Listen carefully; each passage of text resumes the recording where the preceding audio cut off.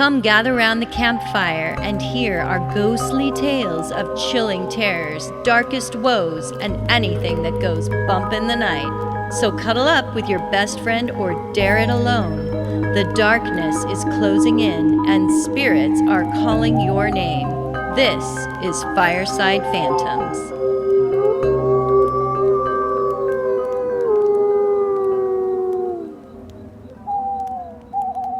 Are we rolling? Oh, we are. We are rolling. Hi, Carol.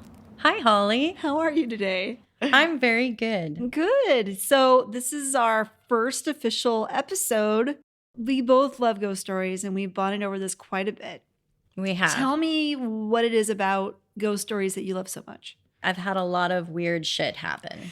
It's just, and there doesn't seem to be explanations that satisfy me. Right. And so I've always really enjoyed paranormal stories. There's always this big question of what's beyond there after death. I like to think about us existing in a different form. Yeah, and for sure. I love to hear ghost stories because, hey, who doesn't like being scared? No kidding. I love being scared as long as, I don't get hurt in the process. Right. It's like when you're watching a really good scary movie and you're not going to get hurt, but it's fun. It's a fun. Thrill. It's Yeah. that anxiety that's building up. I know. Especially if you have a cute guy with you.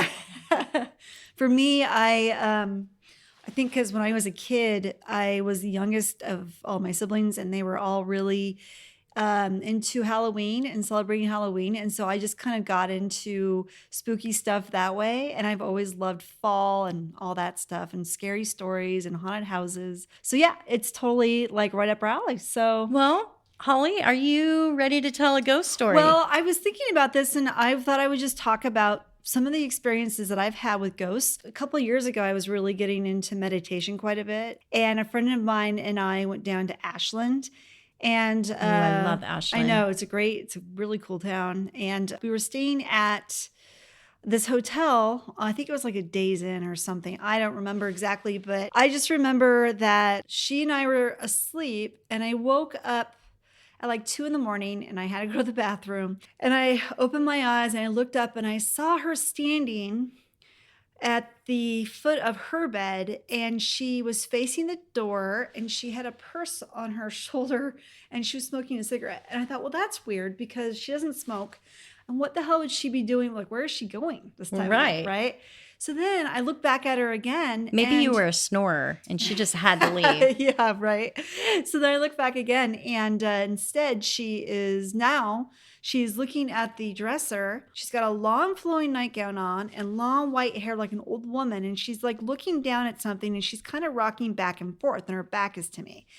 And again, I'm laying there and I'm like, well, she must be looking for the bathroom too. Like she's up and she's trying to figure out where it is and she can't, it's dark. She doesn't know where she is. So I'm laying there, I'm thinking that must be what's going on. And then all of a sudden I hear her snoring. And I'm like, wait a minute, she's sleepwalking. That's what's going on. Oh, yeah. But then I look over and she's still in bed. What? So I was like, oh, that's not Laurel. Oh, that is so creepy. That is not who that was. Yeah, it was really creepy. So it wasn't too long after that it wasn't because of that, but I think I stopped meditating as much. So I don't feel like I see things as much as I used to, but I know that when I get into it, and they say that if you want to connect with the afterlife, that is one way to do it. You get really heavy into meditating and really focusing on letting all of your peripheral sensitivities going, like all of your senses just kind of get shut down and you just focus on your breath, that there's something about that allows you to open up to the stuff you can't see. I think that if I ever get back into meditation again, I'll go into it knowing that maybe I'm going to see stuff. That is super scary. Yeah. I don't know what I would have done. I probably would have screamed for her to wake up. Yeah.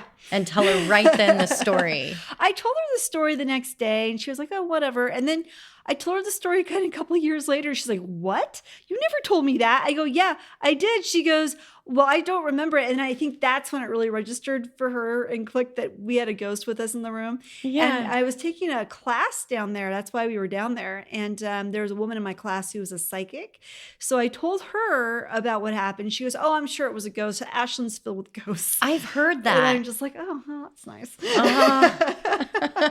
Do you remember the hotel? I think it was a Days Inn, and it was the south end of Ashland. Ooh, a haunted I Days hope we don't Inn. get sued for telling everybody it's haunted. But yeah, that's where that happened to me. Just keep the light on. Yeah.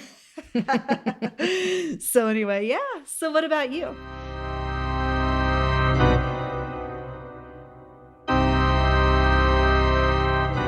Well, I love going to the coast, and, there's a particular part of the coast I like to travel to with my family, Cannon Beach. Mm-hmm. Yeah, I love And Cannon Beach. I was there and I was thinking about our podcast, and I'm like, I wonder if there's any good ghost stories about Cannon Beach. Yeah. And I know there's lighthouses and there's stories about that, but I came across an interesting story called the Bandage Man. Yeah. It basically had its beginnings early in the 1950s. Oh, cool. When the actual first recorded story was told regarding an attack, basically it's from a ghostly man who smells like rotting flesh Great. and appears covered in bloody white bandages. So is he single? Well, I'm not sure if he's a good catch, Holly. Stinkiness and good hygiene is important. Hot. He sounds hot. Some stories tell of the ghost appearing almost completely covered in white bandages like a mummy. And then others only report part of his body being wrapped up. And the attacks mainly happen at night when it's raining. So it's a good chance, you're going to... Very good chance in the Pacific run into Northwest him. that you're going to get killed. Yes. That's right. Along this specific stretch of decommissioned highway approaching the town of Cannon Beach, there was an old logging road, and now it's been replaced by the 101 highway. Okay. It runs parallel. Yeah. So the reports have subsided a bit over the years since that's changed. But basically, in the 50s, this old road used to be a lover's lane where all the teenagers would go and they'd park for some nookie. Well, the first story reported was that two local teenagers drove up from Cannon Beach and parked the boys' old Chevy pickup for some old-fashioned kissy-kissy while they were sitting in the front of the cab. Old-fashioned kissy-kissy? Is that what they used to call it, Carol? All of a sudden, they felt the truck lean, like something heavy was in the bed of the truck. I mean, they weren't doing the leaning, Sure. At least that's the story. And they both turned to look out the rear window, and there looking back at them was a bandaged face with weird-looking eyes showing through eye holes in the bandages. So the bandage man was looking at them, and he immediately started beating his fist on the glass window and then also on the top of the cab. How are they sure it wasn't just somebody that they hit and then he went to the hospital, he got bandaged up, and Yeah. he found their car later and was like, what the hell? How do we know that's not true? We don't. But this is their story. Okay. And it could be. It So it's could be. just their Because, side of there the are story. hitchhiking ghosts too. Right. Yeah, sure. So the boy started the engine. He tore out of there as fast as he could with his girlfriend, screaming in terror as this man in the back, or ghost, I'd like to think he's a ghost, continued his pounding on the truck. So any of you that have been to Cannon Beach knows how curvy and narrow the roads are. So just even driving them at a high speed is enough to put your life in danger. Sure. Minus a ghost yelling at you. Yeah. So after what seemed to be a torturous ride, they made it to downtown Cannon Beach, where the boys' family owned a local gas station and their house was right next door. So as they pulled in, he stopped the engine, jumped out, but he couldn't find anyone in the back of the truck. The bandaged figure was nowhere to be seen. Oh. This bandage man, let's talk about him a little bit. He's Okay. a pervy ghost. He's a pervy ghost? He's a pervy ghost. He has a particular fondness for teenagers who are always engaging in nookie. Yes. And that is mainly when he shows up. There have been sightings even as far up the coast as Seaside.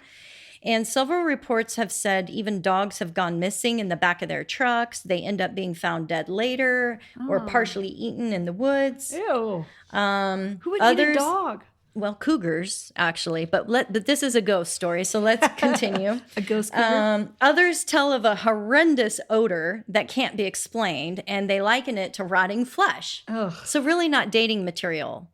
Pervy ghosts need It depends on what you're into, Carol. Really. I don't know, but Some women like that rotting flesh cologne scent. maybe. Yeah. The lumberjack look is in right now. It's so in. It's He so hot. can be seen moving through trees, leaping violently on the road, and attaching himself to any unassuming car. Some say the bandage man is the ghost of a dead logger who was cut to pieces in a sawmill accident, which was located in that area, and he died as he was running to get help after trying to patch up his own wounds. Oh, Yeah. that's grisly. Another theory, though, is that the Bandage Man is actually a ghost of an escapee fugitive who'd been on his way to the hospital after being shot several times in a police shootout and died in the woods. What? Which That's a would juicier explain why story. he's so angry and like wanting to hit people. Right. You know, a logger would just be like, help me, help me. Anyway, other people say that there were pranksters also who possibly kept this legend going after the first incident. Now, I did find an interesting story from a trucker, though, who posted on a Reddit forum from his encounter with the Bandage Man. Oh, yeah? Yeah. Now, it's a long story, so I might paraphrase some of it. Okay. But basically, he posted that he's been driving trucks for about 15 years, and he's seen a lot of weird shit. He saw a vampire in Europe. He swore he saw Bigfoot in Alaska, and he said he almost got torn to pieces by this wolf also in Alaska. So basically, he just said, you know, he just is scared of the woods anyway. What's his Reddit handle? Let's get him on the show. You know, I didn't get that. Oh, shoot. He sounds great. He does, but we'll figure that one out. We'll try and get him on.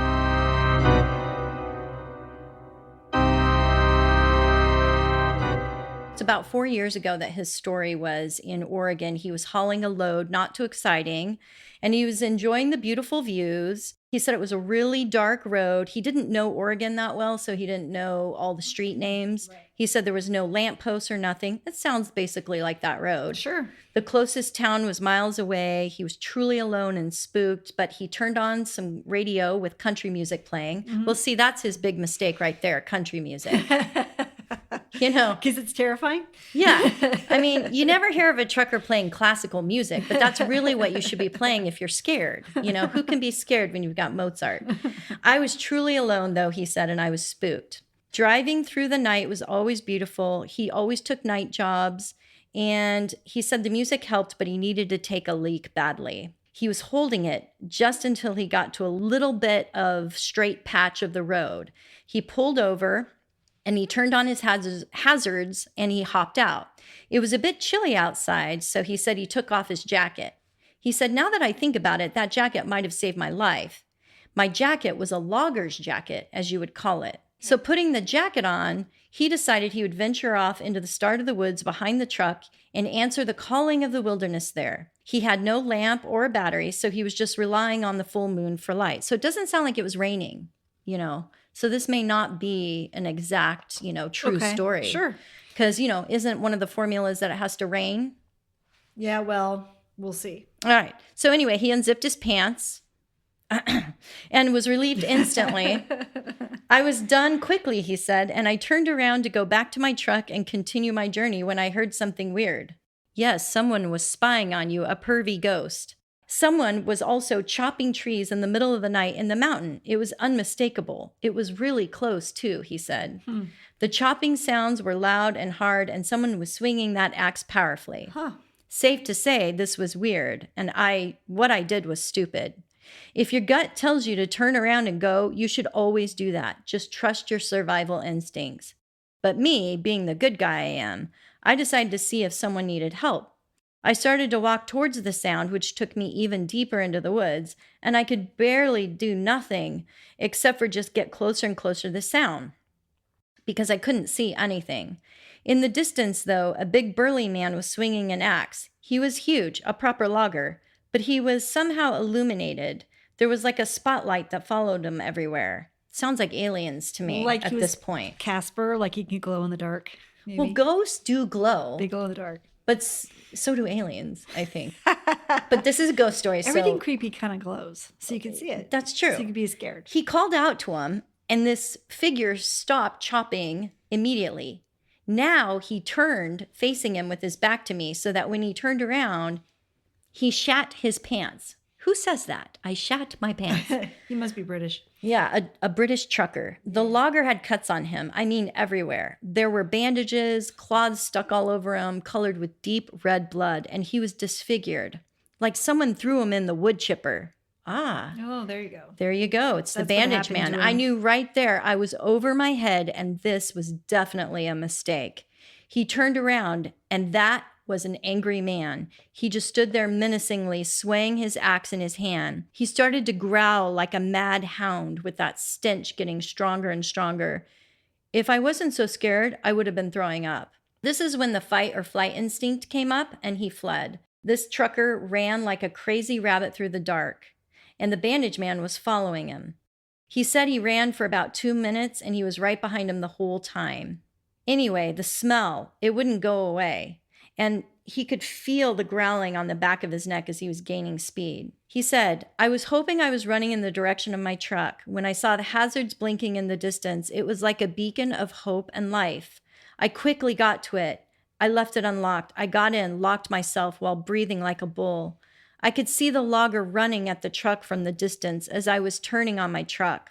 Somehow it turned out, just as I was about to get up out of there, that crazy bastard ran his head through my window, breaking it. Oh, jeez. I hit the gas pedal with all my strength, Jeez. skidding out there, and I could see him running besides the truck with his axe. About a few miles later, my scared ass stopped by the side of the road to calm down. Walking around my truck, I saw damage. I don't know if I imagined this or not, but I could swear the smell came back, so I got in my rig and got out of there. Yuck. I still don't know how I managed to escape, how I didn't just trip and fall. I did mention how the jacket might have saved my life. You see, he waited there and growled at me. If he attacked me right away, I would have been a goner.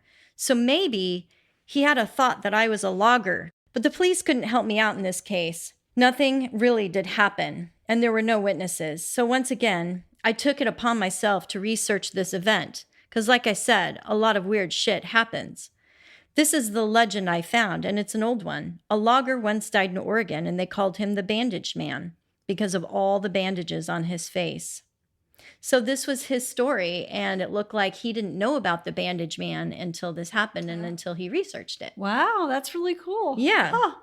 It's very scary, though, too. My God, he rams his head into his windshield. A very violent ghost. Very violent, very angry. So this Bandage Man story has been told over and over again throughout the years that it is actually going to be adapted into a movie. Oh, really? Right on. Directed by independent filmmaker Sebastian Bembenek, filmed on location in Cannon Beach. Nice. When is that happening? Do you know? Well, this actually was posted, this notice, back in 2017 in June. Okay. So chances are it's probably out.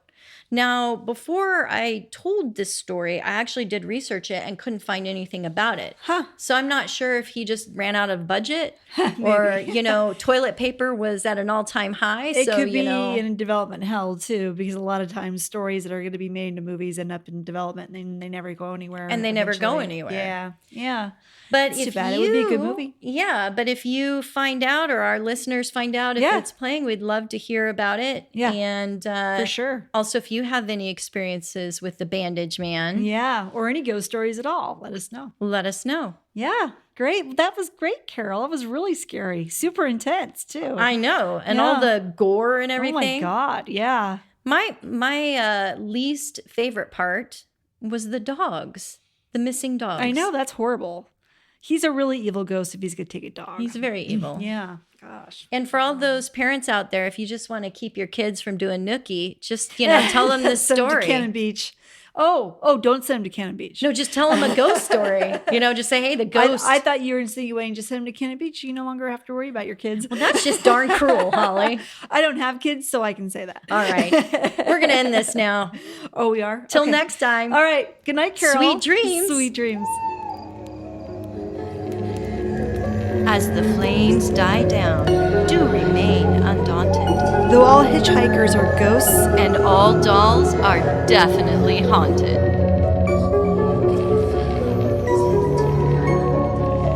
Hey guys, be sure to follow us on Instagram. Our handle is @FiresidePhantoms. If you have a spooky story you would like to share with us, send it to firesidephantoms@gmail.com, and you may hear it on a future episode.